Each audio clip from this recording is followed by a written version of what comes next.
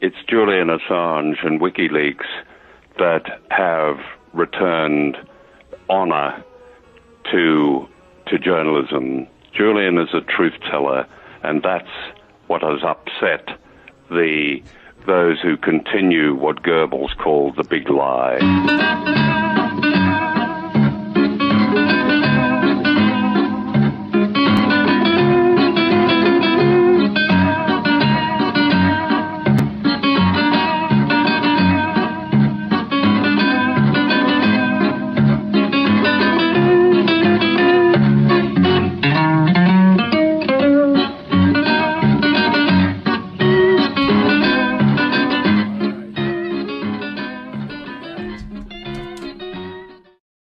Okay, that was, of course, John Pilger, which you've seen about 90 times if you've been watching this show over the last 5 or 6 years. At the very top. And then, of course, the third man, Anton Karas, theme song, Third Man, one of my favorite flicks. In fact, I was talking about that today with the matriarch of where we are for the third day in a row, Fritzie Cohen, who was the matriarch of this employee-owned, wonderful establishment called the Tabard Inn right here in DuPont Circle. So we've done this now for 3 days, well, it's the third day today. And by the way, I'm Randy Credico, and this is Randy Credico Live on the Fly, Assange Countdown to Freedom, WBAI, Progressive Radio Network, and we are coming live. We came here because President Obrador visited Joe Biden yesterday before his trip to Israel and Saudi Arabia, which I believe begins tomorrow. We'll talk to Ray McGovern, who's our special guest today. We're only going to have Ray McGovern on because we haven't spoken to Ray McGovern in, I think, almost maybe a year. I can't believe. But Ray's been very busy. I read some of his articles today, Blinken Leading the Blind, and another one I liked about Thomas St. Francis of Assisi, which we'll talk about. But like I said, this is our third day here, and you can get all of these shows at AssangeCountdownToFreedom.com and live on the fly on YouTube. And they'll be there first because we're backed up. We've done so many programs of late. So you'll see it on our website gradually and on radio, Progressive Radio Network and WBAI and every place else. But so Ray McGovern, a former CIA top official, will be joining us. No stranger to this show, looking great as ever. And we're going to bring him on right back. We're going to be right back with Ray after some special music by Johnny Rivers. There's a man who leads a life of danger. To everyone he meets, he stays a stranger. With every move he makes, another chance he takes, odds are he won't live to see tomorrow. Secret agent man, secret agent man, they've given you a number and taken away your name.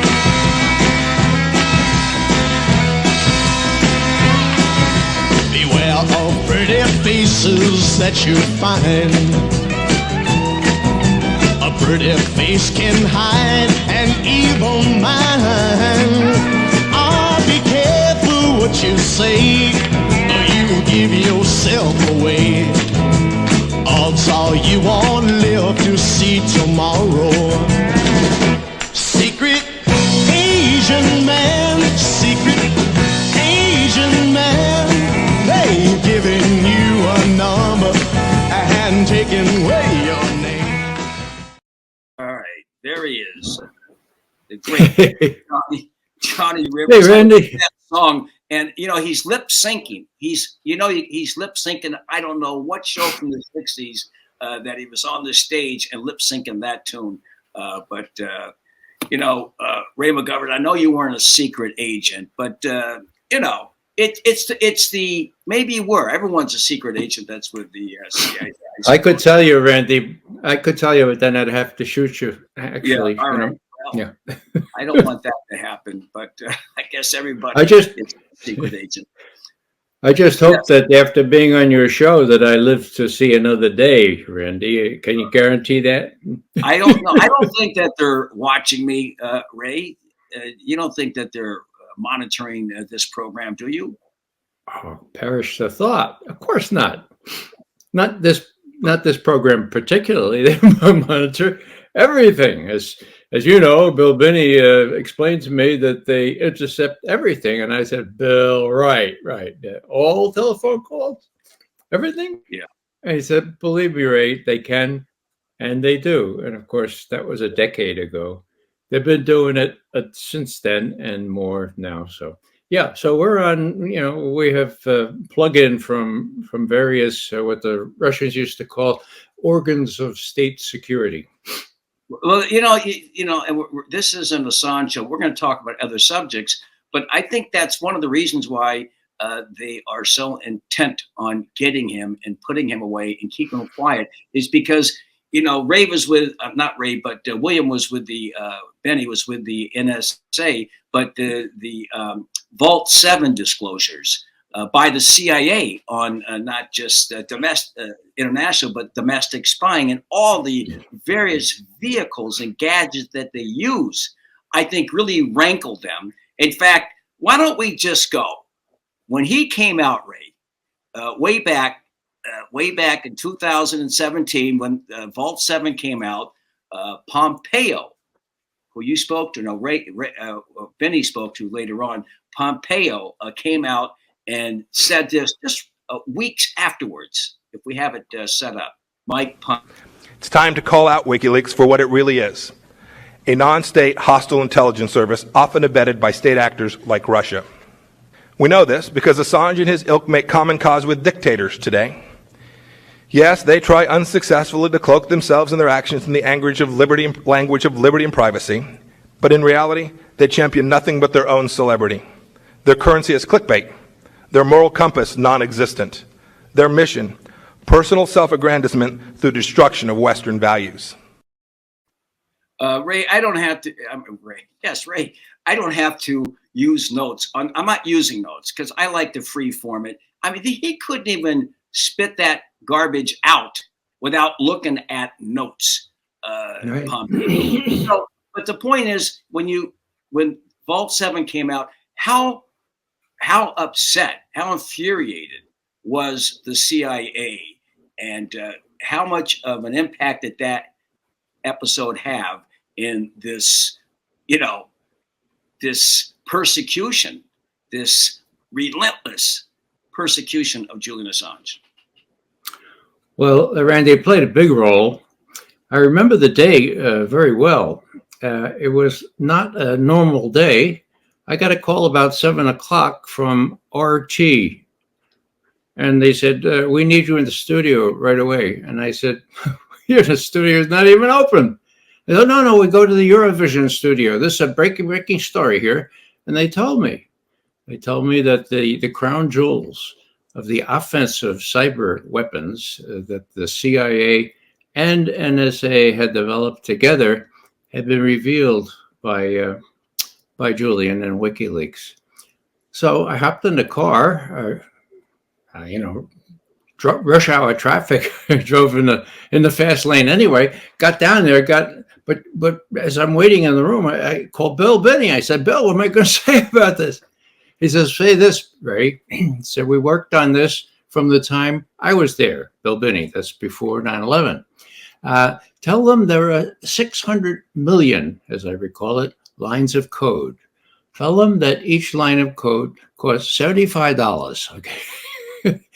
Tell them to add it up. This is an incredibly intensive, expensive, fragile system. And now it's been leaked. Now it's been blown by probably some good soul who saw all this and said, no, the world has to know about this. And we know, of course, who that was now. He's in jail as far as I know. Anyhow, Julian published them. but he published them not before attempts to have him bargain for his freedom fell through. He had communications with the CIA through the Justice Department, and they were ready to make a deal, okay? And Julian had said, okay, I can attenuate some of my things in return for some freedom. Now, someone said to Mark Warner, senator from Virginia, Senator Warner, we're dealing with Julian Assange for his freedom, and we can, so what do you think? He closed it right down. He called the FBI and said, close it down, okay? They didn't want this guy to get away because they wanted to make an example of him. And the whole ensuing years now, the prison and everything else is simply designed to make an example of Julian. We can get you. We're the United States of America. Doesn't matter what the law is. Doesn't matter whether you're Australian or Icelandic. Doesn't matter where you live, the Amazon or down in Antarctica. We're going to get you because we can get you, and we're going to put you in jail for the rest of your life. Now, the really rude treatment, my God, illegal treatment given him by the CIA contractors in the embassy in London, the Ecuadorian embassy, monitoring everything he said, monitoring the lawyers' conversation. It couldn't have been worse. And when the CIA leaked that, and this is my surmise, to Isikoff so that he could play it, well, that was simply a demonstration that we could do this, we're going to do this, and it's not going to make a damn bit of difference what the courts in London say about it. And so we have the gory details about how his rights were violated left and right by the CIA and by others, and yet they're still trying to extradite him. I still hope that he'll be able to evade this. And I compliment you, Randy, on being a true friend, and not only of Julian, but of those of us who are trying to do the right thing to help him. Look, this story came out about UC Global in 2020, this massive spying operation. And it was later confirmed by 30 ex-CIA agents or, whatever contract players for the CIA that not only were they spying, but they were attempting or coming up with the idea under Pompeo to kidnap him, rendition him, and put him on trial here and find a legal basis for it. And that's why I designated him and WikiLeaks as this non-state, whatever. Hostile intelligence service. Yeah. All right. So using that, right? And so that was the legal groundwork if he's rendition, and they were going to fight it out with the Brits or the Russians, whoever's on that tarmac, and then of course assassinate him. That came out. Why did they come out, those 30X, and disclose? Because we already knew about the spying. They spied for that whole year, intensely spied. They spied on you. Yes, they spied on a comedian or radio host that doesn't know anything about technology. All right, so why did they finally, these 30 people, disclose it? And WikiLeaks and also all of their associates have come out and they've patted that story in Yahoo News on the back, myself included. All right, so sure. You have to be kind of jaundiced. Maybe that's the right adjective to use to me. But when you have 30 ex-spies coming out like that, and you have a totally compromised journalist like Michael Isikoff, who actually was the Steele document purveyor, for Pete's sake. Which you have to Well, he said he was wrong. But, I have to look at things. Now, why would the CIA want this to happen? Well, it's very easy, Randy. Ex-CIA. Aren't there some good guys in there? Aren't there some people like yourself? No, none of the guys that talk to Isikoff are good guys. So what you have here is an intimidation thing, pure and simple. We don't have any problems with what the courts in London are going to do. They're going to do what we tell them. We'll make it just really bad for Julian so that everybody who might be tempted to do what Julian did will see. We're going to tap his phones. We're going to film him. We're going to look at his lawyer's documents. We're going to do all this stuff, and we're going to get away with it. And so far, they have. So that's my theory. Now, do I know that for sure? No, but I have a deep suspicion of anyone that's who a theory that has not been out there, at least in my years of covering this. But I should add that to the degree this provides good material for Julian's lawyers, and I credit you for seeing that this could be a really good avenue if there were a non-corrupt court. I mean, for God's sake, if you're reviewing the lawyer's documents or listening to the conversations, automatically that should be thrown out of court. Yes. So I applaud you in highlighting that, and the Assange folks as well. But behind the scenes, when you ask why Isikoff did this, that's my reasoning. And it's not everybody's reasoning, but let 100 flowers bloom. Well, listen, we take all sorts of viewpoints. We are not a show that censors anybody. I want to hear what people have to say, and I have to entertain that theory, Ray. And maybe I'm wrong on it, but let's go on and talk about the corruption of the judicial process. I mean, this whole thing has been beyond a Kafkaesque charade. Your thoughts? Well, it's a measure simply of how much power the U.S. has over the courts in London. I mean, it's only about 800 years since the Magna Carta when there were some English nobles, who wrested for basic freedoms from King John. My God. These were people who knew which end was up, and they said, well, we ought to have habeas corpus. We ought to have all these other, and they won. Now, that was hell, that down to this day. That's a good example. What happened? Where are the English nobles now? Well, I won't use adjectives. I'm Irish and I'm sort of prejudiced to begin with. But, this was a travesty of justice, a real travesty. And that can be used as a legal term as the most dissolute, the most reprehensible display of the justice system. But, you got to expect that because might makes right, and U.S. has the might, and the U.K. is sort of bowing and saying, oh, yeah, well, whatever you say. The U.S. lawyers were there telling the judge what to do, for God's sake. Right. You saw some of that. I saw it.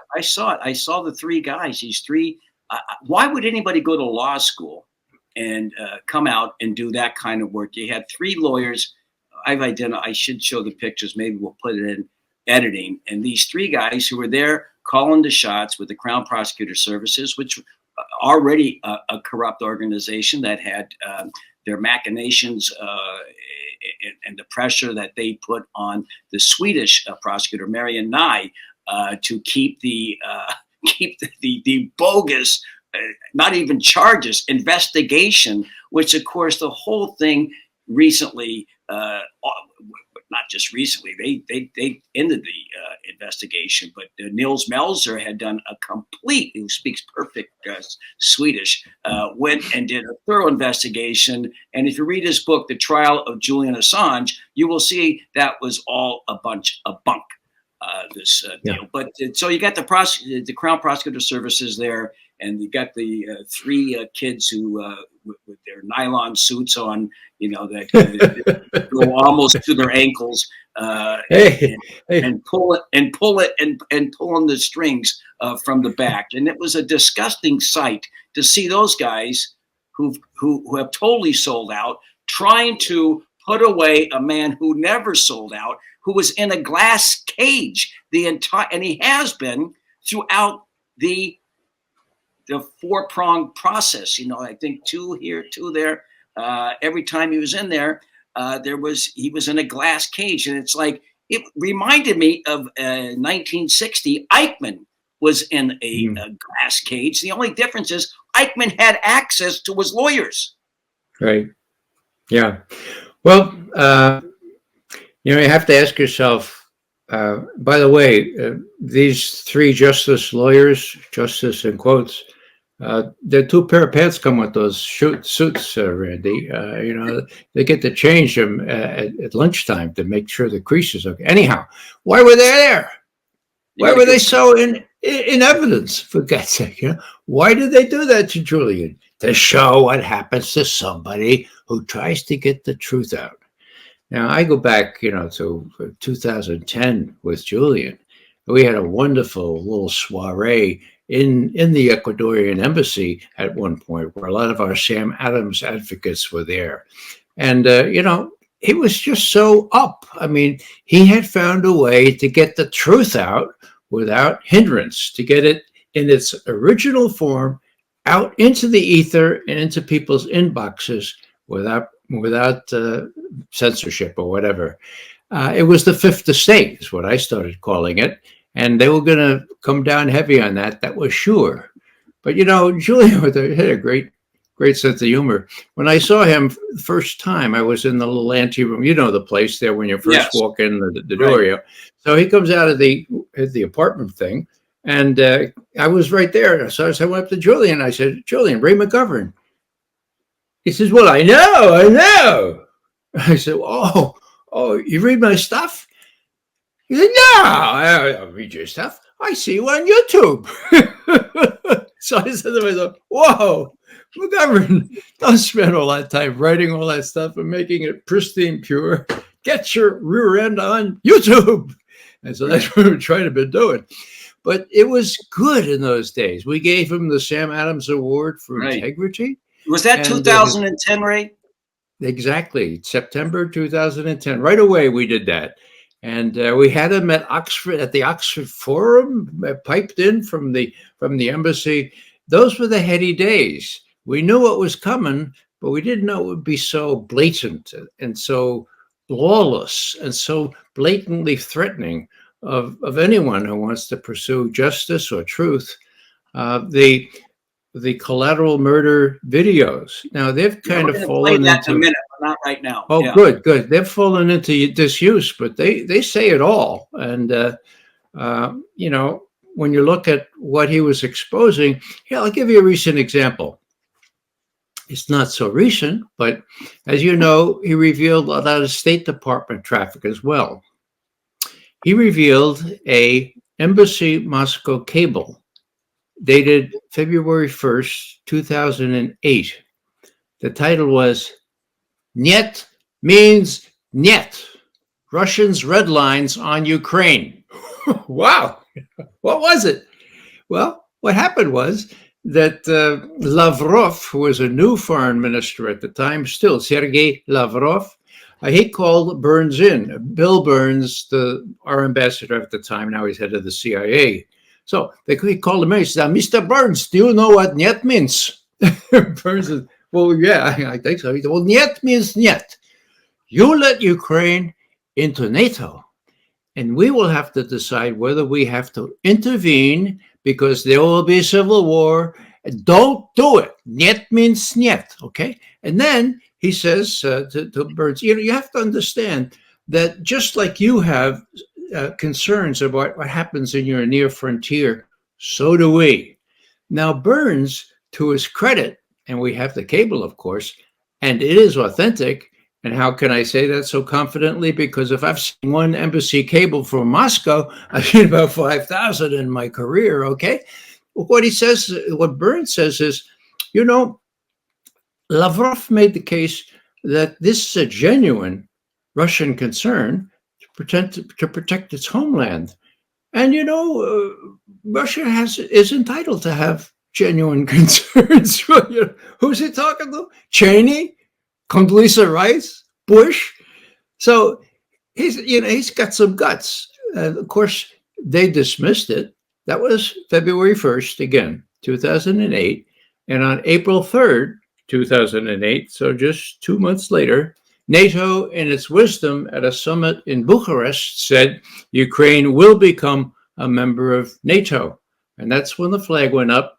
And it was a little quiescent until we arranged the coup in Kiev in February of 2014. And then it went downhill since then.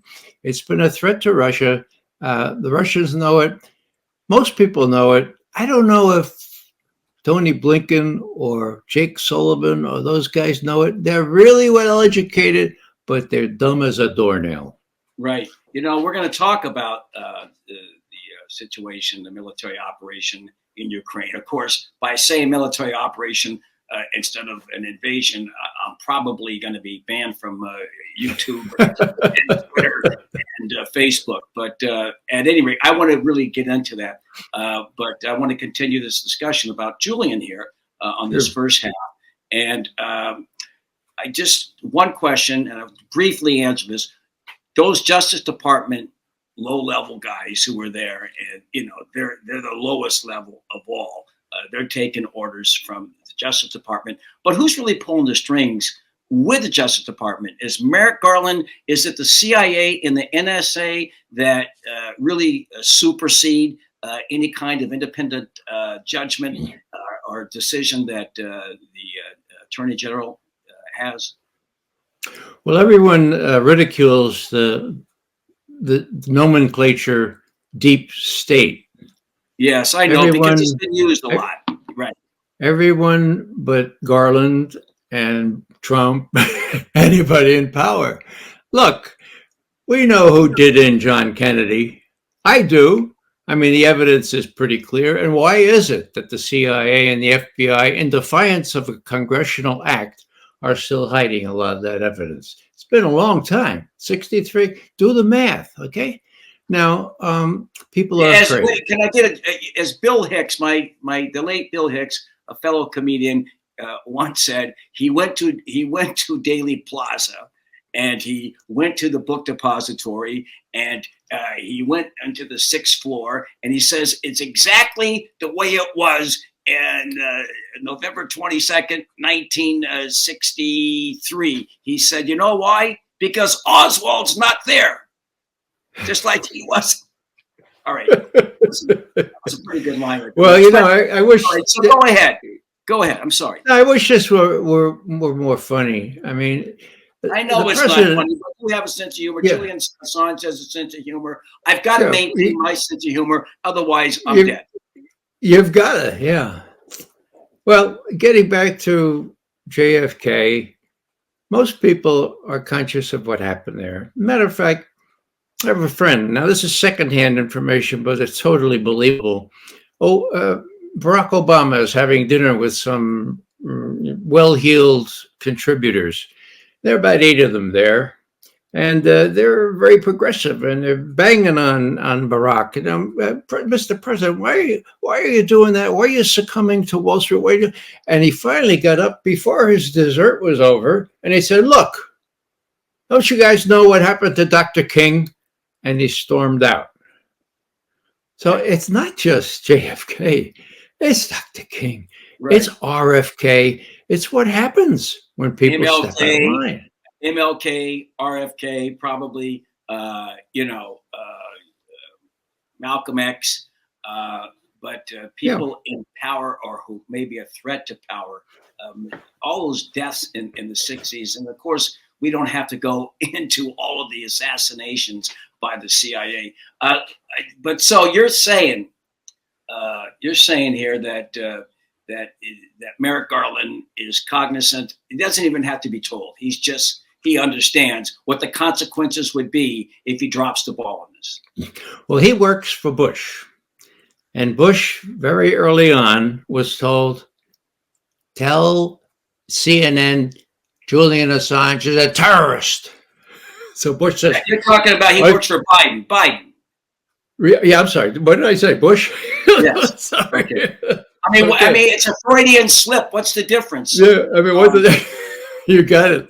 So he works for Biden. Now, Biden was told right off the bat, he's a terrorist. So Biden gets on CNN and says, Julian Assange, he's a terrorist. Okay. High-tech terrorist. Right. All right. Okay. A high-tech terrorist. That's what he said. Now when Garland goes to not Bush, but Biden, and he says, what am I going to do? I mean, hello. Biden says, well, let me check.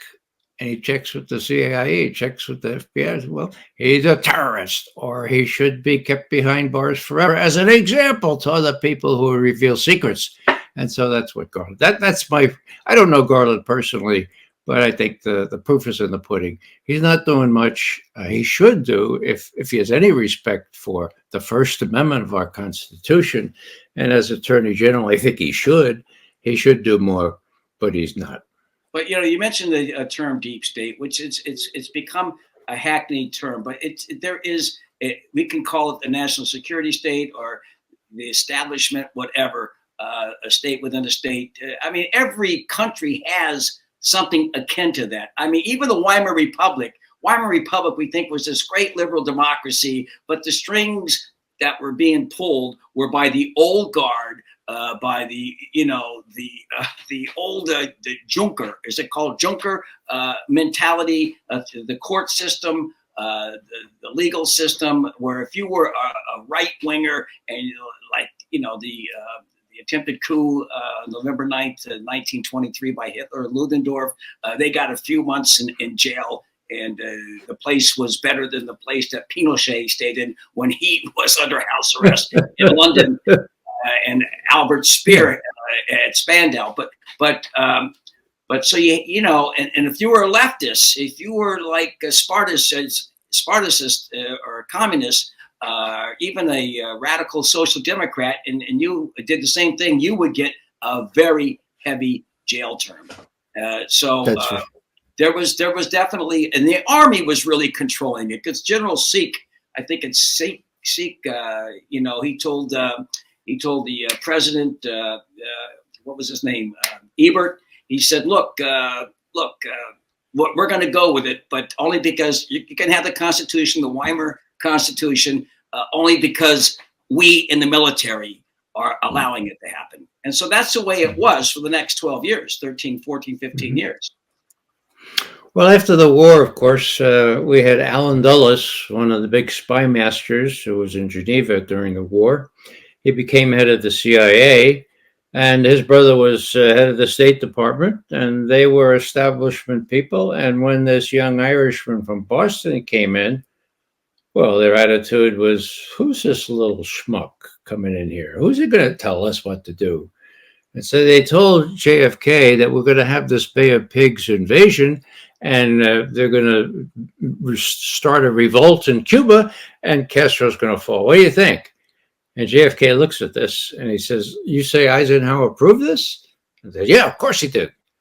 So Kennedy says, all right, but look, one condition.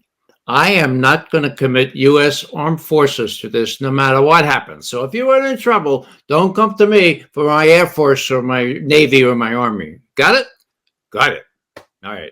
Well, you know what happened, right? Kennedy stayed close to that promise. He didn't allow those folks to be rescued. Now, how about Dulles? Did he expect this? No. When he died, there were coffee-stained notes on his desk. And they read, when push comes to shove, Kennedy will have to relent on his promise, or else the whole enterprise will fall apart. Okay. Well, they knew best. They knew what they could cajole Kennedy to do. He didn't do it.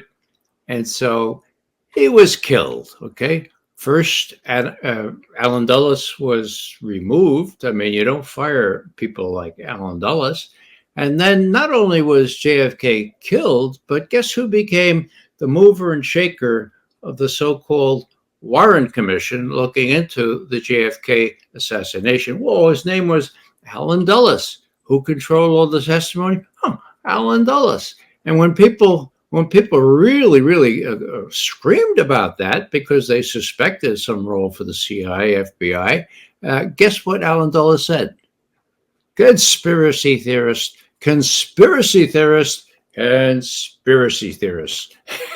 That works with a lot of people, and you might hear that around today if memory serves. Gerald Ford was on that commission, and a young lawyer attached to it was Arlen Specter, who came up with the single bullet theory, right?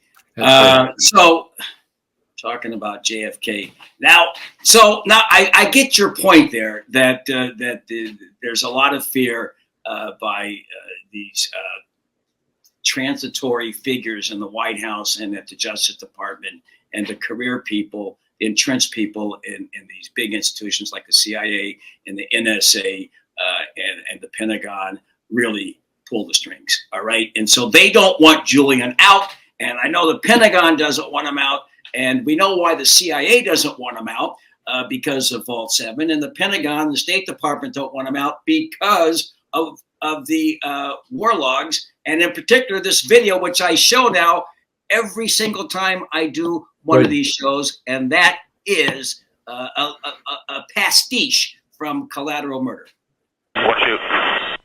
Light them all up. 002 traffic, 260. Come on, fire. Hey, Roger. Keep shoot.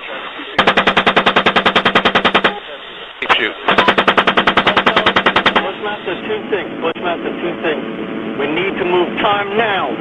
All right, we just engaged all 8 individuals. Yeah, we got 2 birds. We're still firing. Roger. Got him. 6 is a 2-6. We'll move, but we got this. Oh, sorry. I was bypass. God damn it, Kyle. Sorry. I hit my head. So you just saw that video, Ray, and I try to show that as often as I possibly can. In fact, the last 6 or 7 shows. What are your thoughts when you see that, Ray? Because you're an expert on Iraq. I just read one of your articles in raymcgovern.com. Your visceral, feeling when you see that, and you've probably seen it many times. Well, my visceral feeling is, my God, what do we do? Not only to these Iraqis, 2 of whom were press people, but we do our own kids. We train them we train them in helicopters. We train them in how to shoot other people, and they do it in cold blood, and they make light of it, or they make fun of it. But what I try to do is put myself in the place of Chelsea Manning at the time. She saw this. It was not even classified when she saw it on one of these Army nets. And she said to herself, the Americans need to know about this. And she took it upon herself to give it to WikiLeaks' Julian Assange. That was a very gutsy move. That's what got her in big trouble later on, okay? So there's an act of bravery right there. Another act of bravery was for Julian to publish it. Where does it leave us? It leaves us with, the thought that, well, this was according to the rules of engagement. The Pentagon came out and said, no, this is what we do. They said, we thought one of those people had a weapon. We thought, and so we killed them. That's what we do. Those are the rules of engagement.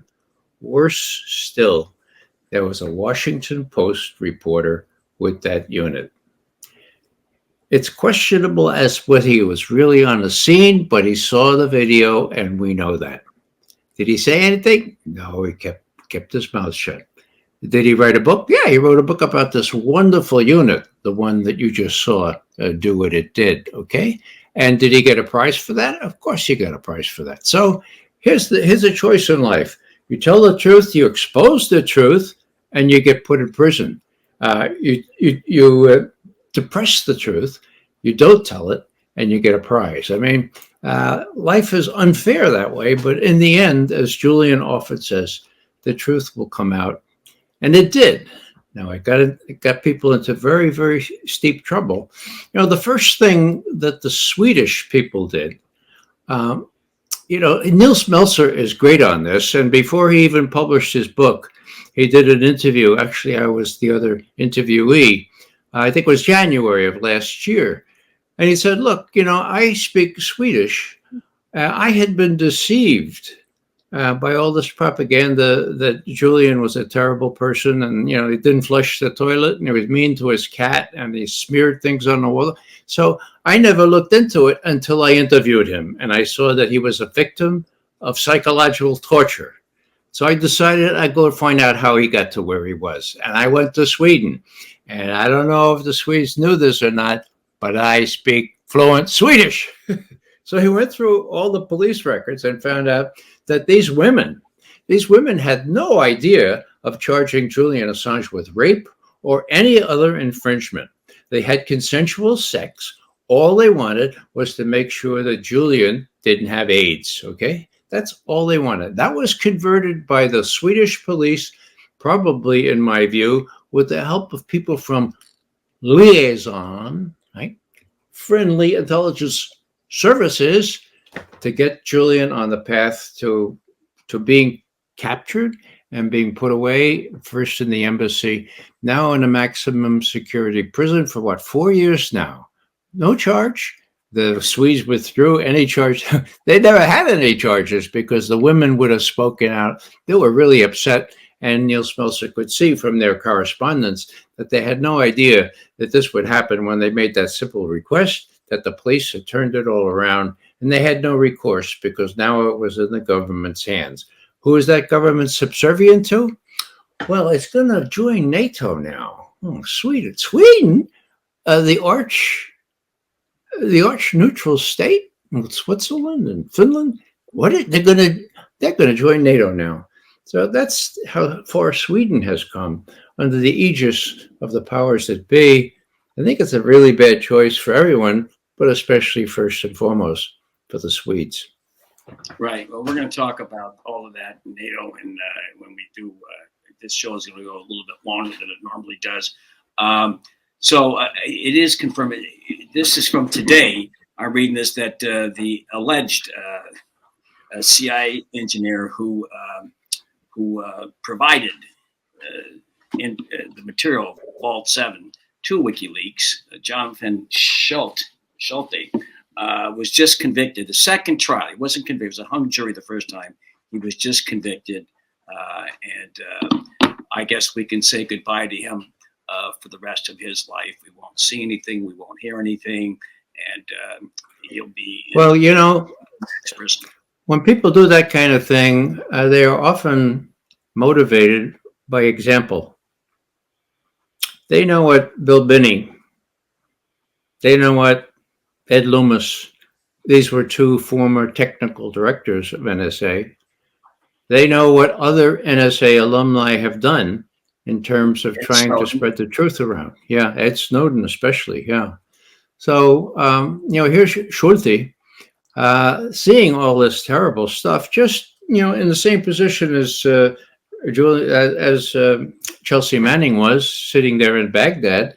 And he says, well, all right, it's within my power to make this public. It's within my power to leak this so Americans know what's going on. I'm going to do it. And the consequences may be really severe. Now, it's easy for me to say, but when Schulte looks in the mirror in the morning, he'll know he had done the right thing. I believe was the right thing to do. And had we not known about these tools, we wouldn't be able to suspect what happened to prominent journalists, what happens to other people. After all, some of these tools indicated that you could make a car go 110 miles an hour remotely and crash and kill somebody, okay? Like Michael Hastings. Like who? Did you say Michael Hastings? Hastings, yeah. I wasn't going to say the name, but yeah, Michael Hastings. I mean, that happened. Now, whether it was the CIA and those tools or not, there are various stories, but, it's a likely, in my view, it's as likely as not. Definitely possible, if not probable. And then you have people like, okay, your TV is in the room here in your bedroom, but it's off, right? No, but it's not really off. It's on. It's monitoring all your conversations with your wife or with her or whom you're sleeping with, okay? Now, that's a little intrusive. And here's Schulte saying, is this what America is becoming? Maybe I ought to reveal this. There's probably an outside chance, but if I don't reveal it, there's no chance that this will be confronted and dealt with in a legal way. So, couldn't he have gone to up the chain of command and filed a complaint and get them to cease and desist? Now we know that's you make a joke, right? So listen, what he did was expose illegalities. Here, these organizations, these that we're paying taxes to, who are spying on us. That's illegal. If you take a look at the Fourth Amendment, that is totally illegal. And so the guy who's exposing the illegalities is persecuted, and not the people who are committing the illegalities. So it's similar to the situation that Julian faces. You expose the truth. If the government is strong enough and adept enough to catch you or find out who you are, then they're going to pursue you, and it's going to be pretty merciless. And so for someone like Schwartzy to take that all into account and to say, well, I'm going to do it anyway. There's there are a lot of people say to me, Randy, well, look, wait a second. He made a promise. He made a promise to keep sensitive, classified information secret and out of the public domain. Now, he made that promise. And I said, right. Well, if you look at it in an ethical kind of way, there are promises and then there are oaths. He took an oath to defend and protect the Constitution of the United States against all enemies, foreign and domestic. That supersedes any promise that you make on a piece of paper to keep sensitive national security information secret. I mean, the ethicists talk about an overweening value here that supersedes any of this little stuff. And that's what a lot of people have done. Of course, Ed Snowden is the primary example of that. I just thank God that he's free. I got a little son now. He's running around there somewhere in Russia. He doesn't particularly want to be in Russia, but he's free and he's living and he's making quite a contribution to efforts to put a hold on this explosion of ways to monitor people. Well, where do you draw the line, Ray? I mean, people that are within government and sign these oaths. Let's say there was a plan. There was a secret plan by the CIA to murder 500 legislators in this country, and he took an oath. There was a secret plan, and if he were to reveal that plan, then he could be prosecuted for violating his oath, even though that is a conspiracy to commit murder. Where is it okay to reveal illegalities by the government? And are these agencies within government? Yeah, Randy, the way I look at it, there's only one oath, okay? I only took one oath, and that was to protect or defend the Constitution of the United States against all enemies, foreign and domestic. All the other things are promises. All the other things pale in significance compared to the oath that you take. And so, you may get put in jail for what you reveal. Let me give you a personal example, okay? During Vietnam, I was the principal analyst on Russian policy toward Vietnam and toward China. So I got very much involved with what was going on in Vietnam.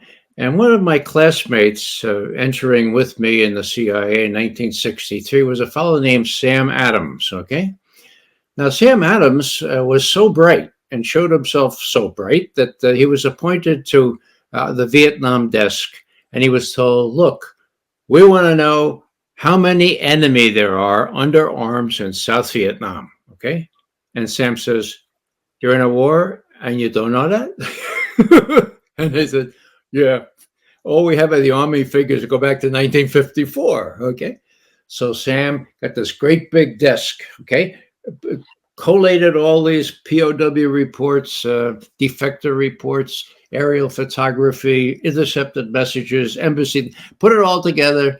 And he said, there are probably about 400,000 to 500,000 enemy in South Vietnam under arms.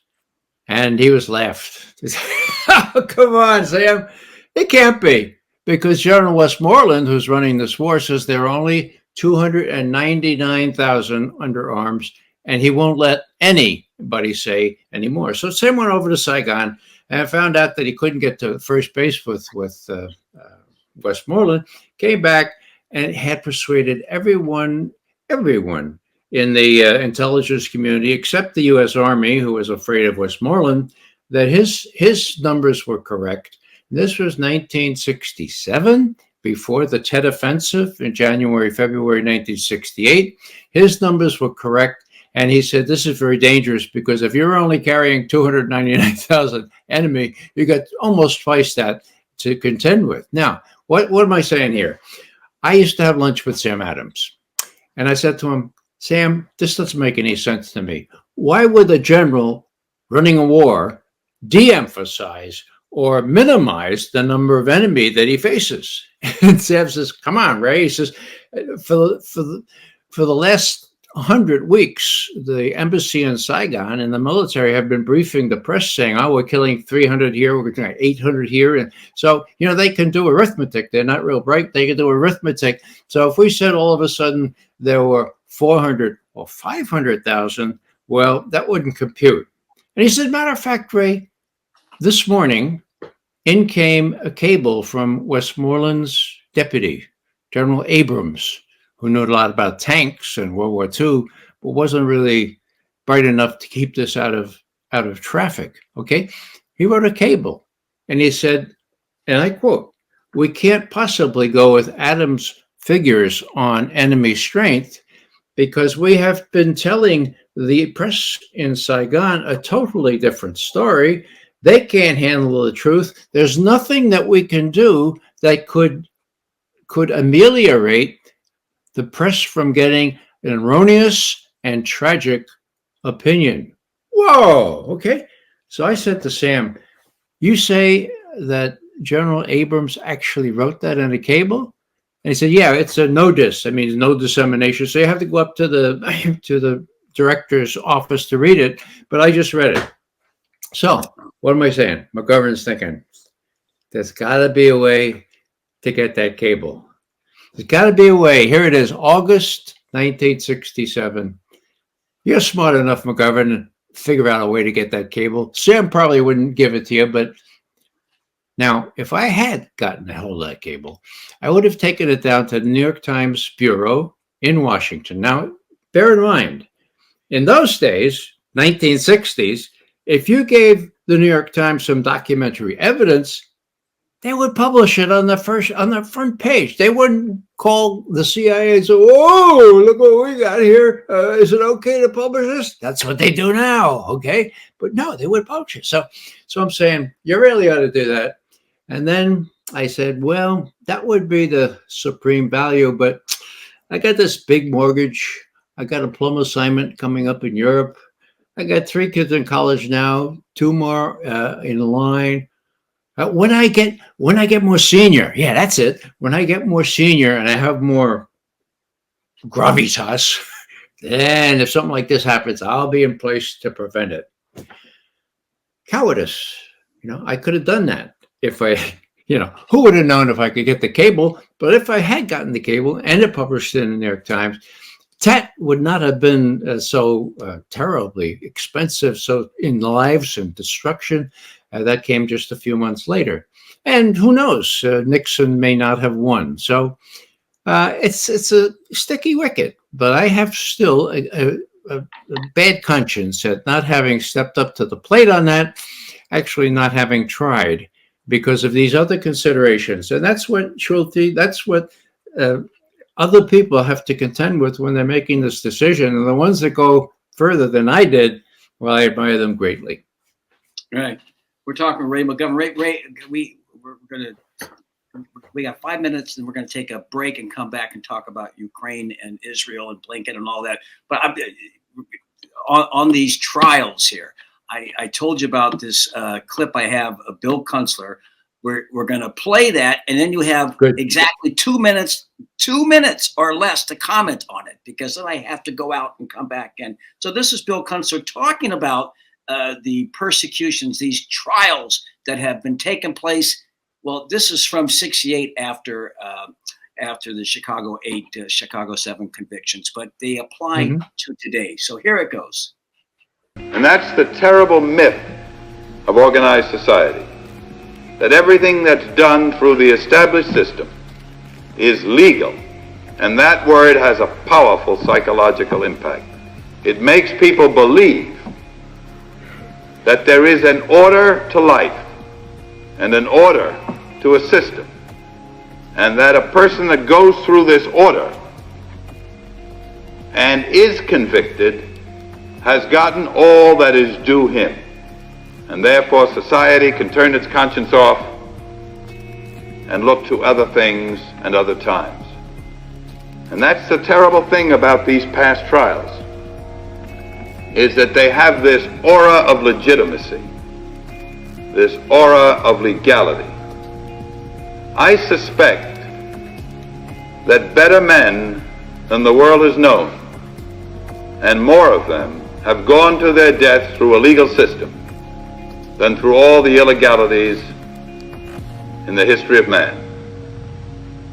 6 million people in Europe during the Third Reich, legal.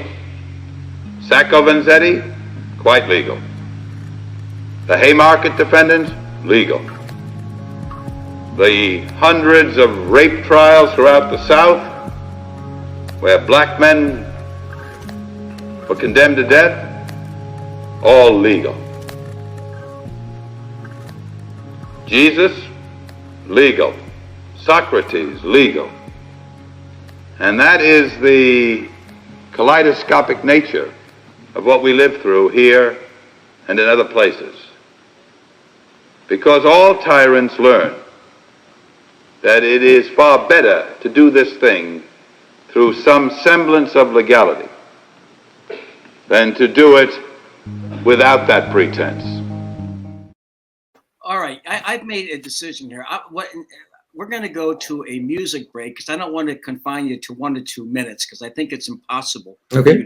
That much to talk about. So to our New York listeners, we're going to go out with this is Nils Melzer. I don't even know what tune it is. This is Nils Melzer. We're going to go out because he plays the piano, and I know. And you know that he's been playing the piano for me for a year. He's like my what do you call it, Tommy Newsom or Doc Severinsen. So we're gonna go out. Oh, that really dates me, doesn't it? We're gonna go out with little Nils Melzer and come and say goodbye, New York, and come back with more Ray McGovern, and we'll talk about this Kunstler speech.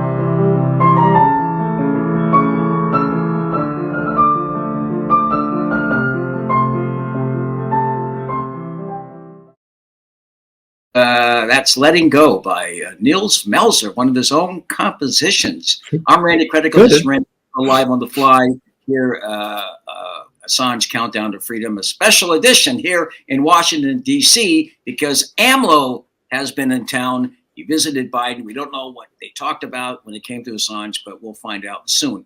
And Kelly Lane, our engineer and editor, who's at the controls in North Carolina right now, I believe at Chapel Hill, is there. And our special guest is Ray McGovern. And Ray McGovern, I want to get back in that Kunstler video that you saw, and your thoughts about that as it applies to the trials that you see today with Julian and other political show trials around the world. Well, I would say, Randy, that starting big time with the second Bush administration, The legal system has fallen apart. When you have people like John Yoo making decisions, allowing the Geneva Conventions to be shut aside as irrelevant, quaint, obsolete, when you allow people to justify torture as legitimate, when the Senate Select Committee on Intelligence can approve the nomination of the torturer-in-chief at the CIA black site in Thailand, her name is Gina Haspel, well, that's a travesty of the law. And why more lawyers don't speak out against this kind of thing is, in my view, very, very unfortunate. So there's a very big disrespect for the law. Might makes right. And if you go right down to this day here, the invasion of Ukraine, the Russian invasion of Ukraine, it was illegal and it was unprovoked. Okay. Now, there are very, very responsible lawyers, Richard Falk among them, who say there are ways that you can interpret the UN Charter that will allow a self-defense argument to say that the Russian invasion of Ukraine was not only not unprovoked, but it was not illegal. I'll leave that to the legal experts. What bothers me is that there is no way in God's heaven that anyone can argue successfully that the invasion of Ukraine was unprovoked. We provoked it. John Mearsheimer, the dean of the Realistic School of International Relations, has said this for the last 6 or 7 years. The argument is conclusive. I made it more recently in a video sort of thing for an hour, and I draw down the whole business about how after the fall of the Soviet Union, we went back on our promise not to move NATO 1 inch eastward, and then actually when George Bush II came in, what did we do? We got out of the treaty called the Anti-Ballistic Missile Treaty, the ABM Treaty, which was the fulcrum, which was the cornerstone of strategic stability for the previous 30 years. If I feel strongly about that, it's because I was in Moscow. I worked on that treaty, okay? I was in Moscow in May 1972 when that treaty was concluded.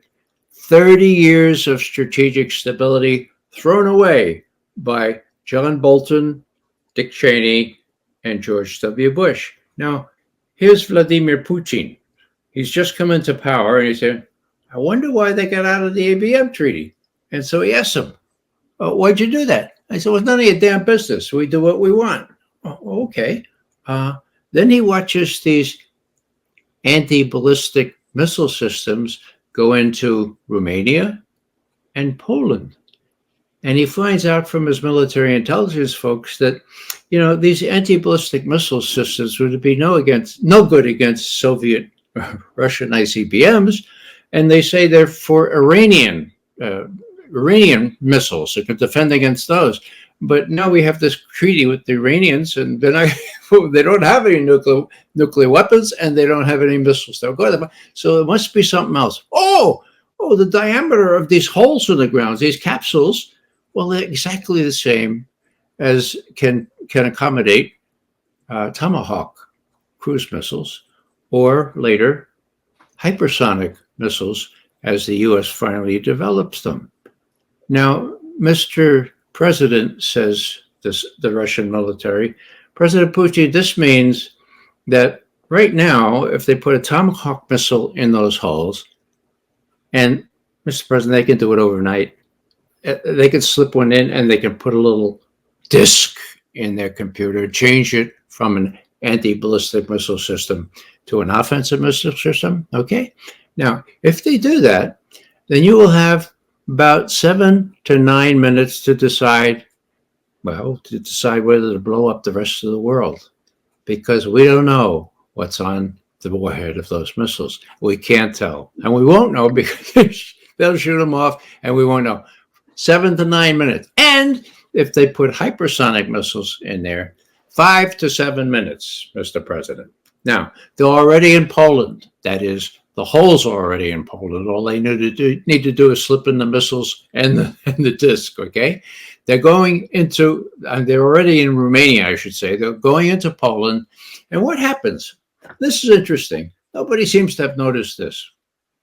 All of a sudden, in December of last year, the Russians call Biden and say, let's get together and talk about the strategic situation in Europe. It's getting really parlous for us.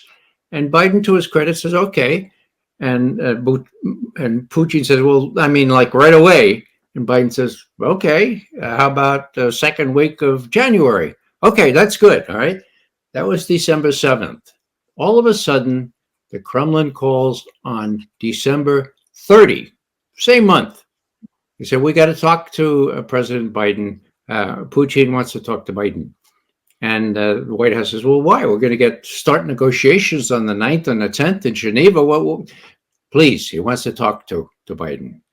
Now, they did talk for a long time. They're on December 30th of last year. And what came out of that? Well, I can tell you what came out of that. The readout that the Russians produced, no one has quarreled with the authenticity of this readout, mind you. The readout was Joseph Biden said that Washington has no intention of putting offensive strike missiles in Ukraine, period, end quote. Now, anybody know that? Not maybe people know that, okay? Why? U.S. press kept it down. What happens? Well, it falls into a crack. What happened? Well, one can only speculate that when Joe Biden woke up the next morning, a lot of his associates said, you didn't really say that, did you? Oh, yeah, I did. Well, we can't do that. I mean, right now, okay? So here's Putin, and he's looking at all this. None of the negotiators touched this. And on, what is it? I have the thing here. It's in February 9th or whatever it is. There's another call between Putin and Biden. And the readout of that is Biden has not mentioned at all his promise not to put offensive strike missiles, the kind of missiles I was talking about, in Ukraine. Now, that was the middle of February. I think what happened at that point was that Putin told his generals and his admirals, you know, this is getting pretty nervous here. It's getting very labil, as the Germans say. And I think we're going to have to maybe fix this ourselves. He had talked with Xi Jinping, the head of China. And in my view, and this is interpretation, on the 4th of February, when Putin went up there to bless the opening of the Olympics, he said, now, best friend Xi, I want to tell you that the West is not taking this seriously. I'm going to have to invade Ukraine. Just want to let you know. Xi. You mean after the Olympics, right? Oh, of course, there, right after the Olympics. Okay. Now, maybe Xi's approval was more forthcoming than that, but it was at least tacit approval. And in my view, that's what emboldened, in the final analysis, emboldened Putin to go ahead and do the thing by himself, the more so since it looked like Ukrainian forces were about to attack the Donbass. So if you look at this all together, you'll see that there's a lack of trust between what Putin wanted from the U.S. and what he was willing to get. There was this broken promise, yet another broken promise. And he had the wherewithal from Xi to go ahead, the Xi backing from Xi.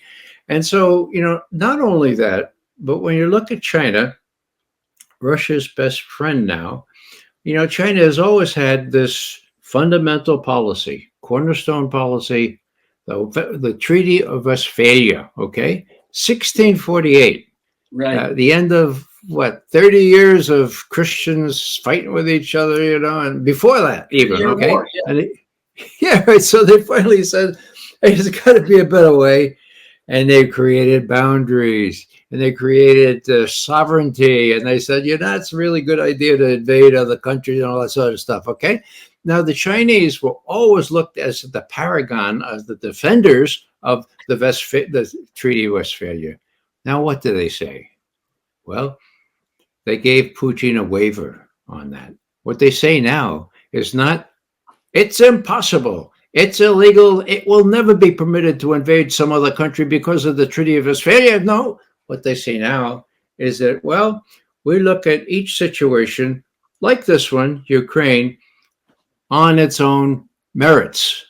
Whoa, that's not only a big change in Chinese rhetoric, it's a big change in Chinese policy, and it indicates how close together the Chinese and the Russians are. It all has to do with the need to respond to the threats from the West. And the Chinese know that they're number two right now, Russia being one by virtue of what's going on in Ukraine. But as soon as that dies down, the U.S. has made it very clear that China is next in line. And so what do you expect from the Chinese and the Russians? And they have a very compatible relationship. Russia has all these natural resources. China has a lot of other things. So the world is pretty much, Randy, I'll end with this, pretty much broken down in a bipolar way. Right. And I mean bipolar in both senses of the word, okay? It's not multipolar in my view. It's bipolar. It's the lily white West against China, India, Iran, Argentina, Saudi Arabia, Russia, most of whom are people of color. That's trouble. And as the Chinese used to say in the vernacular, this can only come to a no good end. And I just hope people come to their senses before they divide the world up this way, when it need not be, when it is possible to sit down and talk about these things in an equal manner, which never happens, but needs to happen before the worst happens. Yeah, well, you threw Saudi Arabia in there, which threw me off, but we'll get to that when we talk about Biden's trip to Israel and Saudi Arabia. But picking up on that, Ray, with China, by the way, I want people to go to johnpilger.com and watch his documentary, The Coming War on China. We've had him on many times, and we've featured that film many times. And I mean, China's already been a target. I mean, the pivot towards China, it's not like China's next. They've been, right in the center. They've been the bullseye spot in our crosshairs, if I'm not mistaken, Ray. Well, NATO has sort of said Russia is number one right now. China is a systemic challenge. Now, these Ivy Leaguers that run our policy, they probably know what they mean by systemic challenge, but I don't. Does that mean because they're communists? I don't think so. What does it mean, systemic challenge? That's the word they could come up with for NATO, I guess. So China for the nonce is sort of on the side because they have to deal with Ukraine, pure and simple. And, the Chinese quite confident that they are number two. Now, why? Well, China's a big threat. Well, show me why China is a big threat. I mean, you go back 4 centuries. China has been preoccupied with making a better life for their people, okay? They have drawn up, suppressed poverty in immeasurable extent over the last few years. They've not extended their rule or their suzerainty outside. It's always been attacks from Japan or other places that have invaded. Even the U.S. and the Brits. The U.S. and the Brits going over there. Yeah, the Opium Wars, right? Sure. Peking, when it was right. Peking, but Beijing, what the U.S. did over there. So they have a very bad history with the West. But Ray, so what's the consequences of what's happening, the sanctions? It seems that it has brought China and Russia together, and India and it's backfired here. I mean, I'm paying $6 a gallon for gasoline here. I don't, and they're ramping up the sanctions. And Germany is providing arms or bullets or something to Ukraine. I guess maybe that's a little sop for their collaboration from 41 to 45 with the Germans. I don't know, but what I mean, hasn't this made Russia and China that alliance even stronger, and their economies in the future stronger, and weakened ours?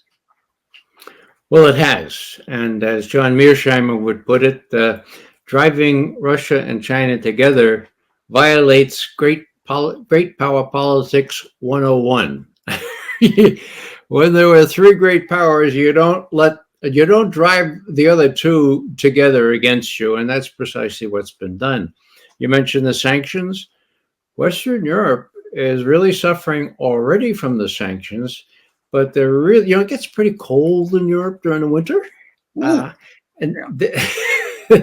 They're really worried. I mean, there must be a run on blankets, because not 5 blankets is not going to be enough to make you warm when February comes. So the Russians have the high hand here. Now, all I can say is that Biden's economic advisors seem to be in the same category as his foreign policy advisors. They don't seem to know which end is up. I don't think there was careful planning as to what really would happen.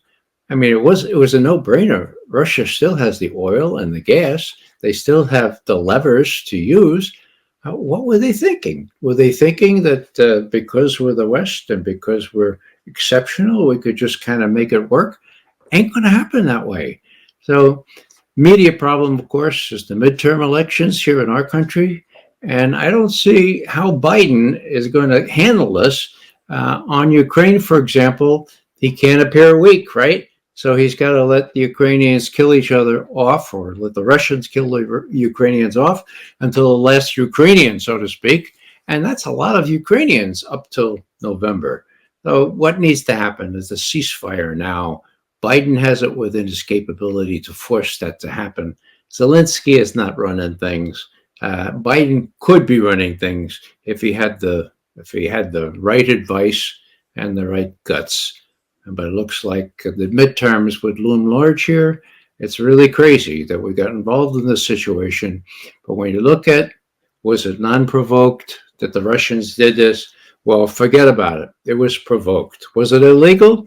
You can argue that out with the lawyers, okay? But there are articles in the UN Charter that would seem to approve this kind of thing in self-defense. I mean, if you're Putin, do you really want to have 5 to 7 minutes to decide whether you have to respond to a nuclear attack and destroy the rest of the world? That sounds like hyperbole, but it ain't. It means the end of humankind. Now, Dan Ellsberg says, now, it doesn't destroy all human life. Probably, we're very resilient. Probably only about 1% would survive, but I wouldn't want to be part of that 1%. Yes. I don't think the trains would be working. I don't think there'd be any offices to work in. I don't think the telephone system would be working. I wouldn't want to live in that world. And I think as they continue to provide arms, these Western nations, and I mean, the cynical part says, well, it's just a military-industrial complex cashing in here, and Biden is beholden to them. But, who would risk a nuclear holocaust just to mollify? There must be either some insanity here or some other motivation, as maybe they're trying to buy time and gracefully pull out. I can't figure it out and I stopped watching all television. I don't watch anything, and not since February 28th, I think. CNN and MSNBC, because it's an infomercial, basically an infomercial that's directed by the State Department and the Pentagon and maybe other entities that have a stake in this. But I just can't figure out what to motivate to gamble. Because if you're going to put Putin and the Russians into in a corner and put them in a death grip, I mean, his last card is nuclear weapons. That's right. And that shows the insanity of the whole thing. Luckily, for these purposes, Putin's not going to lose, okay?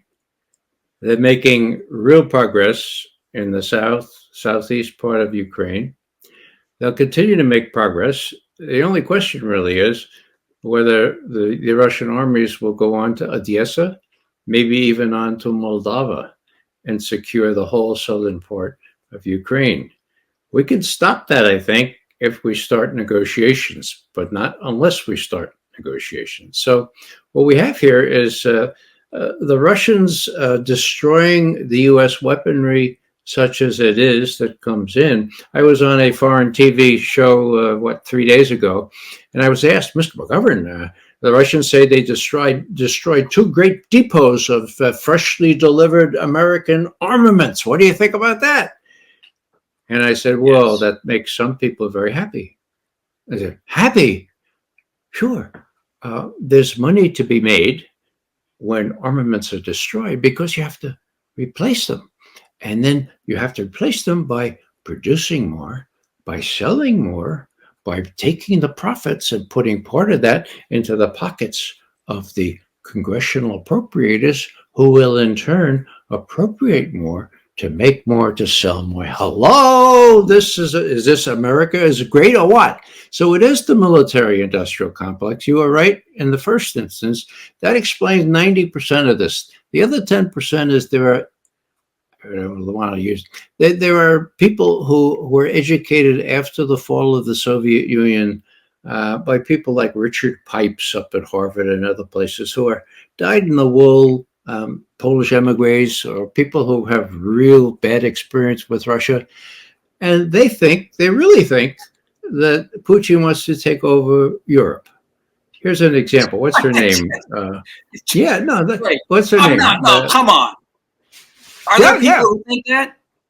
Well, the National Intelligence Officer, Hill was her name, not Harold Hill, but it was an Irish name. Anyhow, Hill was the National Intelligence Officer. That is the chief analyst for the Russians. And she said about 2 months ago, what Putin wants is to chase the U.S. out of Europe. And he wants to say, don't let the door hit you on the way out. Her words, her first name is Fiona Hill. Okay, so there's an Irish extraction. So, I mean, these are the kinds of people that have been advising people like Biden and others. And so there are people, I think, idiotic ideologues, who think that Soviet Union really didn't fall, that Putin really is a dyed-in-the-wool expansionist and imperialist. And all I say to that, and what John Mearsheimer says to that, evidence, please, evidence. And what we get back is what I call the Rudy Giuliani dictum, okay? You'll know what this means. We have lots of theories, but no evidence. Okay, that's what he said when he was trying to get the head of the Arizona legislature to look into all this fraud. And the head of the House there in Arizona said, oh, fraud, well, we'll look into that right away. What's the evidence? And Giuliani said, and he's quoted, he says, quote, well, we have lots of theories, but no evidence, end quote. Well, we have lots of theories. That doesn't cut it. That doesn't cut it in international relations either. I mean, there are lots of theories that Russia is about to attack the Baltic states. I mean, I've been in the Baltic state. Why would you want to attack? I don't know. It doesn't parse, okay? Now, Ukraine, that's different. And what does Putin say about Ukraine? He says, that's different. For the reasons I tried to explain before, they don't want short-range missiles or intermediate-range missiles to go back into Ukraine, in addition to Poland and Romania. And that's what this is about. They're not going to go into Ukraine now, for sure. I imagine when the negotiations start, the Russians will be very hard on getting them out of Romania and stopping their emplacement in Poland. And that's, that's politics 101. If you're under a threat of 5 to 7 minute total time from firing to target, you're going to want to reach a deal which prevents that. There's nothing that the U.S. sacrifices from giving up these kinds of emplacements of weapons. And, they can't pretend anymore that to defend against Russia, because they are incapable of defending against Russia where they're in place. And Iran still doesn't have a nuclear weapon and still doesn't have the kind of force of missiles that would allow it to be a threat. So there's a reasonable attitude to all of this. What I tried to do in that video that I mentioned before, the title is A Taste of the Truth. It's on YouTube. Actually, it's got something like 24,000 hits already, is to explain how the Russians are looking at this from the failure of the ABM treaty, from the failure of the INF treaty for these intermediate range nuclear missiles. And what are they to think? Why is it that Bush II got out of the ABM treaty? Why did Trump leave the Intermediate Nuclear Forces Treaty? What do they have in mind? That's how if you're prudent, if your first job is to defend your country, that's what Putin is doing, in my view. Call me in Putin's pocket, if you will. I'm not in Putin's pocket. I'm just trying to understand why he did what he did, and the proof is abundant that it was provoked. Well, listen, if you even question the official story here and the gaslighting story that you get from CNN and MSNBC, if you even question it, the reaction that you get, just not forget about analyzing it like you just did, but just questioning, well, what caused it? If you even do that, then you're a Putin puppet. All right. Listen, Ray, we're going to take a quick break. This is going to be longer than Nicholas Nickleby by the time we're finished. But I want to talk about the trip by Biden to Israel and to Saudi Arabia. But we're going to play some music here that may be banned with all the hysteria. This is a little Shostakovich. We'll be right back with the great Ray McGovern.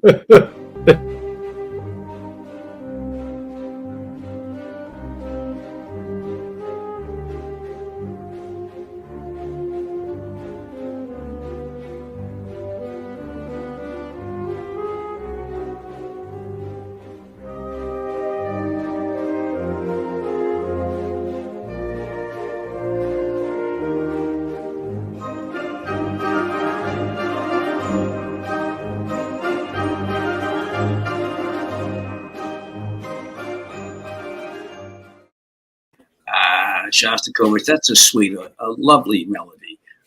Shostakovich. And by the way, Ray, his Seventh Symphony, as you know, was debuted during the 900-day siege of Leningrad. Yeah.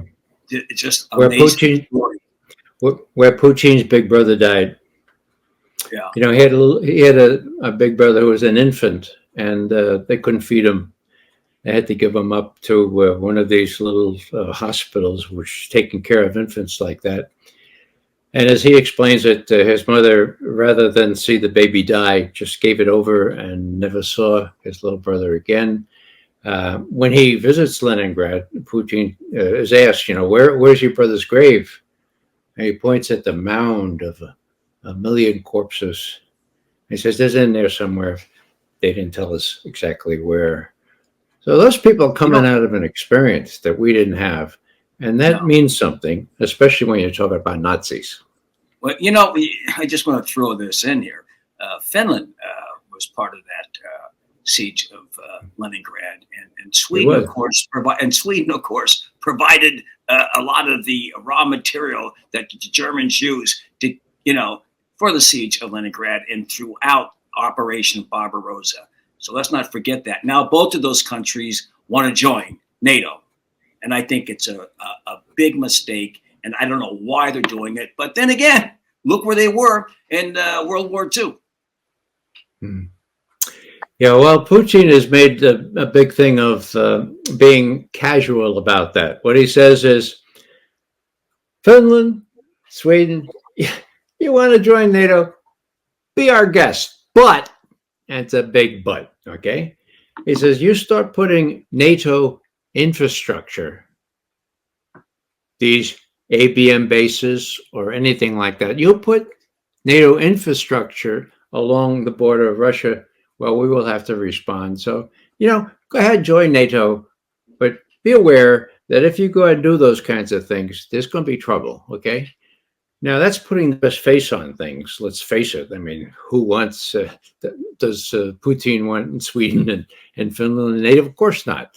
But these things are going to come back and bite these folks because they're going to be asked to emplace U.S. forces. They're going to have to say no, and U.S. will say, why? Well, because we're afraid of the Russians. Well, why did you join the alliance in the first place? Because you're not going to protect us.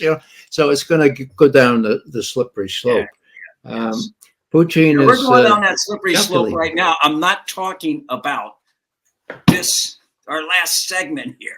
And this is a double. This is a double album here with Ray McGovern.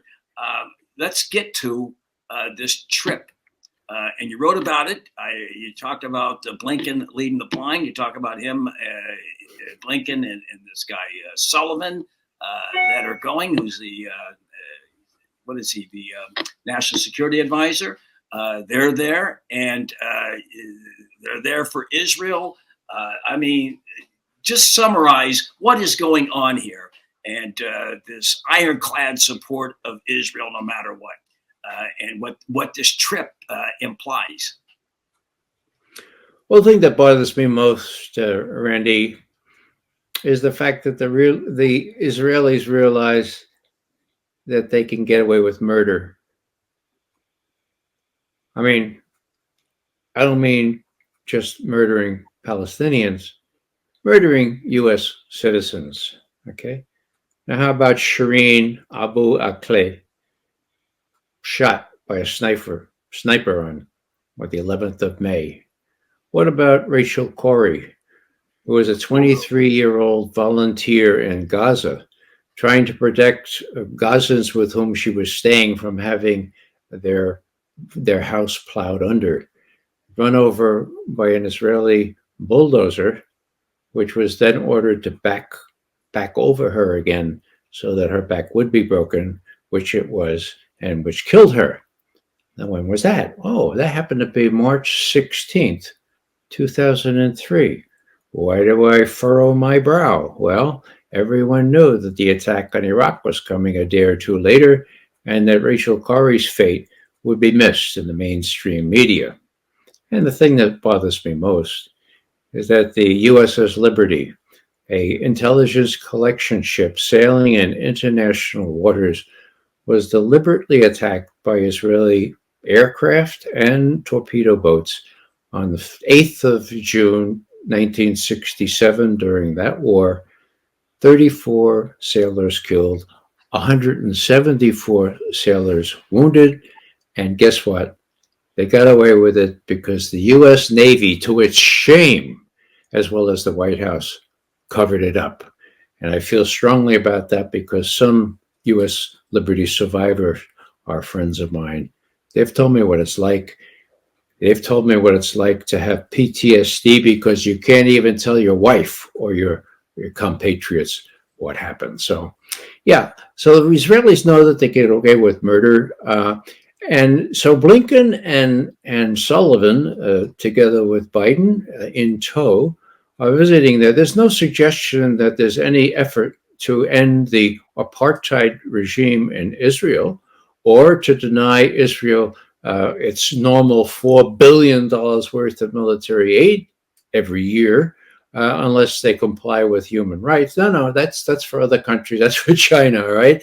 And so they'll assert their fealty to Israel, and then they go off to Saudi Arabia, where the stakes are larger.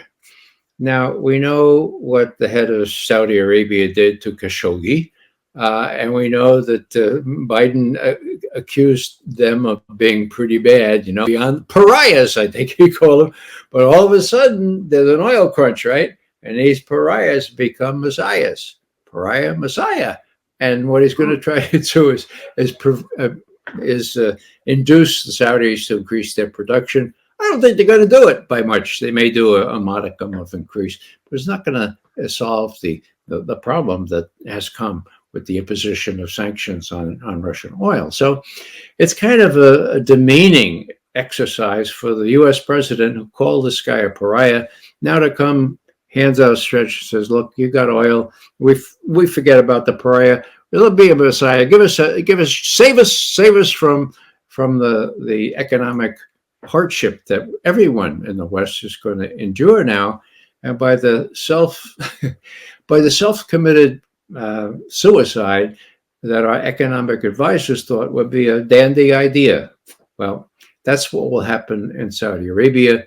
Whether they'll persuade the Saudis to ease up on what they had been doing in Yemen, there has been a ceasefire now for a couple of months. Whether they will withdraw U.S. aid arms aid from Saudi Arabia, I don't think there's a prayer of that, because the Saudis have the upper hand here. We need the oil. Right. There's been ceasefire, and you talk about Blinken and Sullivan. They were there with Biden a long time ago, right? And these guys are hardcore. Are they neoconservatives? Are they regime change? Well, they're the equivalent. In other words, you rightly point out that before the Iraq War, okay, all this talk about weapons of mass destruction. Well, Scott Ritter, my good friend, knew chapter and verse. He was a UN inspector that oversaw the destruction of those weapons, okay? He knew of a UN report, a source to a debriefing of one of Saddam Hussein's sons, who said all those chemical, biological, nuclear were destroyed under UN supervision. Now, what happened? He couldn't get talk to Joe Biden, who prevented. Well, Blinken's barring the door, for God's sake. They didn't want to hear from anybody who knew what the situation was. They wanted to go with this fiction, and they know it was a fiction, that there were all kinds of weapons of mass destruction in Iraq. Now, what did Scott finally do? Many people may not know this. Scott has guts galore, okay? He got an unclassified version of the debriefing report from the UN of Saddam Hussein's son, and he gave it to Newsweek. When did he give it to Newsweek? The end of February 2003, a month before the war started. What did Newsweek do? They looked at it, they verified it as accurate, as authentic, and then they ran a little spotlight. They said, "Whoa, we have this little report," okay? But they did report it, okay? Now, what happened? Early March now, just a couple of weeks before the invasion, the journalists in Washington all said, "Oh my God, we ought to look at this. Why don't we go up to Langley and ask the CIA about this?" And so they did. And the CIA said, "Oh, it's just rubbish, just misinformation. Forget about it." And so these journalists said, "Oh, thanks for telling us. We were going to write about it." 2 weeks now before the invasion. So Scott and others tried to get into these guys to tell them what the real story was. They wanted the war. Blinken was instrumental in this. And, when I talk about Blinken, he has very good credentials as a Zionist, okay? I don't mind he's Jewish. That doesn't, he was a Zionist. That means something peculiar, okay? Now, what do I mean by that? Well, when it was announced that Biden would pick him as Secretary of State, there was great rejoicing in Jerusalem. They knew that his stepfather had been a survivor from the Holocaust and all this kind of stuff. They knew that Blinken would be as good as Biden, who actually said on the campaign trail, "I'm a Zionist. You don't have to be a Jew to be a Zionist. I'm a Zionist." So what does this all mean? This all means that if you go back to why the attack on Iraq happened, and you may recall, Randy, that I crafted this little acronym, OIL. I. You got it, yeah. OIL. Okay. Tell us Now, what that means, Ray. I know. Well, first I have to tell you that Jon Stewart really had a ball criticizing me. He said, McGovern, OIL, that violates the rules for acronyms. Because the O is for oil, the I is for Israel, and the L is for logistics, the permanent military bases that we hope to place in Iraq. Now, everybody argued in those days, and still, was it oil mostly, or was it Israel mostly, or was it military bases? Well, I always thought, it's kind of, it was all of them, except now I'm beginning to think that, it was mostly Israel. And when you talk about how the Israeli generals traipsed through the Pentagon without even showing their names or their badges, and how they planned this whole thing with the U.S. in Iraq, I'm convinced that the I in OIL, which got me a lot of reprimands from politicians and journalists when I said it before Congress, the I was probably more important even than the oil, and even than the logistics, the military bases that we've coveted. Really, we wanted permanent ones, but then we changed that adjective to enduring. Enduring. So, like, believe me, fathers enduring young military base. Like, give me a break. Enduring means permanent, right? Anyhow, they were playing games with the nomenclature, but I think back and I think, well, OIL was a pretty decent acronym for those days, and I have a new one today for the military-industrial complex. If you want to hear more about that, I will. 1 second, but you say it's. You remind me of Bogart when Claude Rains asked him why he left Casablanca. Was it that you killed the senator's wife? Did you, or senator? Did you run off with the senator's wife and one other reason? And he said, at the combination of all three. All right. So there you go. OIL, combination of all three, sweetheart. All right. Gives me a chance to do some of my impressions, Ray. And I appreciate you giving me the opening there. So you have another one for the MIC. And guess what, Ray? We've actually gone beyond the Nicholas Legality. But if you want to, if there's some, before we go out with this wonderful revolutionary music from Mexico, because AMLO was here, and that's how we started. We were talking about AMLO. That's why I'm in DC. Before we go out, you can go ahead and bring that up. Give us a summary, an overview. I could talk to you all day long. I really thank you. So informative and you're entertaining. That's why, and you got a good sense of humor. You're right up there. You and Roger Waters. I know you and Roger are close friends, and he admires you a lot. And he's got a great sense of humor. Craig Murray's got a great sense of humor. I try to get people on that have a great sense of humor, because that gives me a little energy. You know what I mean? I just can't. I don't want to be part of a dull lot all the time. All right, like I'm at a Shiva or at an Irish wake in their case. All right. So, all right. Well, listen. I'm just saying because you're Irish. So just go ahead, give us what the your new one, and then any concluding remarks that you left out that you wanted to talk about. Okay. Well, I coined an acronym for the military-industrial complex, largely because it's grown in size and proportion since Eisenhower coined the MIC, the military-industrial complex, the MIC. Now it's become the Mickey Mat. Think of Mickey Mouse. It sort of rhymes with Mickey Mouse, but it's the Mickey Mat. It's the military, industrial, congressional, intelligence, media, academia, think tank complex. Now, wow.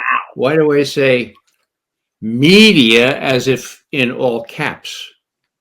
Because media is the linchpin. It doesn't work without the media. Who controls the media? The rest of the Mickey Mat. And then when we talked before about, supplying arms to Ukraine and having them blown up, whoa, no problem. Build more arms. That's it in action. And you have Lockheed and Raytheon writing to their stockholders, oh, it's going to be a great year because the tensions in Ukraine are going to be, they don't wonder about where this might lead. I mean, they don't care about whether there might be a war, nuclear war. So this is the nub of it. And the fact that Americans are really subservient to the media, mostly the TV, and that they can't get the straight scoop unless they tune into you, Randy, and sometimes WBAI.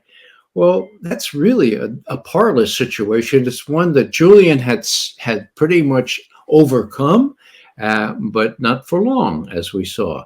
So what's the bottom line? The bottom line is not to give up. You talk a lot about World War II.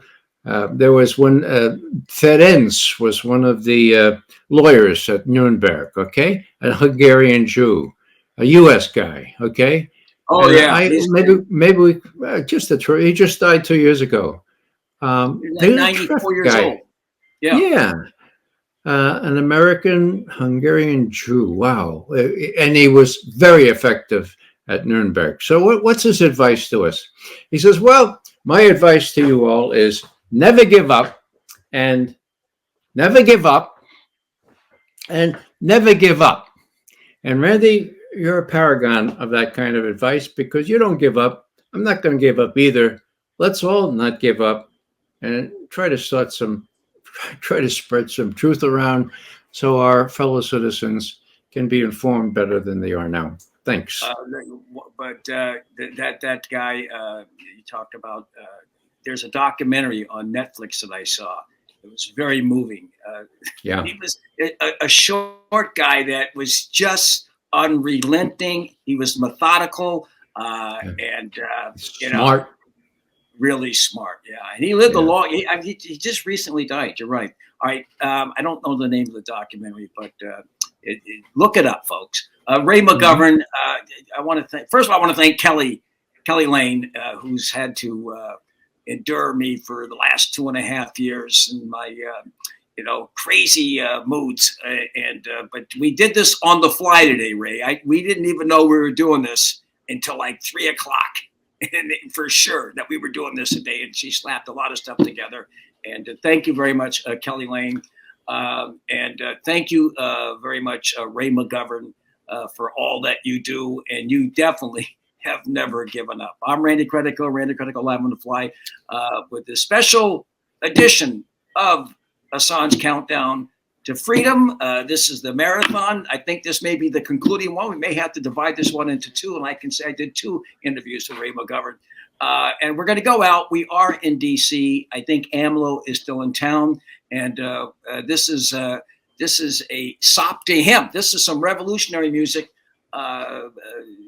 that we unearthed the other day. And we're going to close with it. And Ray, don't go away so I can say goodbye to you after this music concludes. So, all right. Thank you, everybody.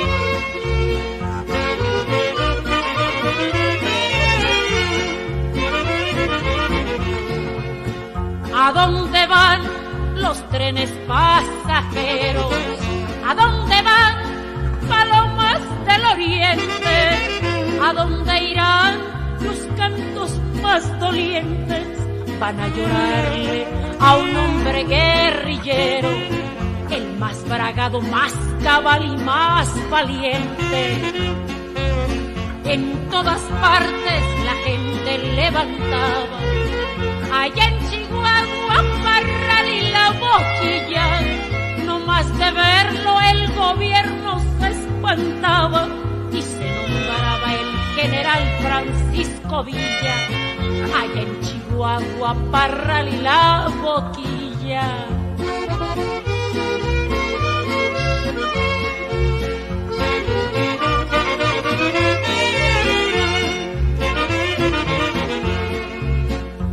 Falta que hace que ahora los potentados pongan su nombre con letras amarillas.